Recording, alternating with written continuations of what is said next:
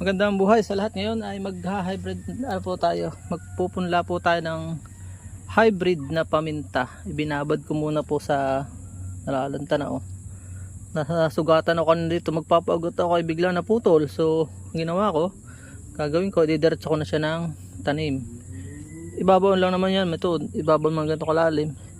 At aalalayan natin ilalagay sa lilom para hindi siya matuyo at didiligan palagi. Matakot sa tubig po ang hybrid paminta, kaya ito ay napakamahal. Malamang mga 500 dito ibebenta ko. Subukan natin.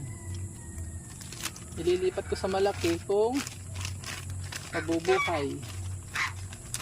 Ayan lang po, prepare natin soil medium maganda, mataba. Ayan o. Ayan ngayon mga gansa. O yan, isang buwan lang ito ay buhay na. Ano? Babaw natin ng malalim. Ayan.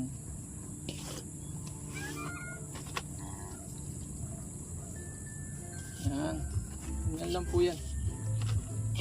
Abangan nyo rin po yung video ko na marketing. May video rin tayo marketing. Sasandal ko sa isang lilom na lugar. Tapos doon ko lagi didiligan.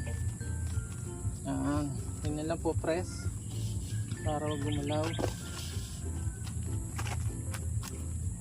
Yan.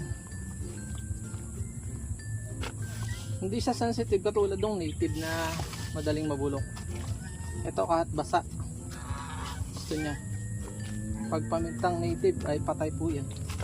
Matakaw ito sa tubig, lagi niyong didiligan. So ganyan lang kasimple yung pagpupunla ng pagpapasibol sa plastic ng ano ito, parang dwarf na ito dahil top yung kinuha ko yung taas. So abangan natin kung makakabuhay nga po ako na rin.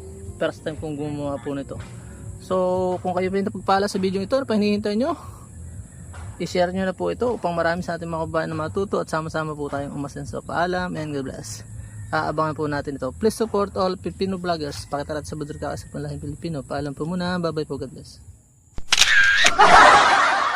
At dyan po nagtatapos ang munti natin vlog. Kung kayo pinapagpala at mahilig kayo sa ganitong klase mga upload, please consider subscribing and hitting the bell icon so that you'll get notification sa mga upcoming namin videos. Ano po?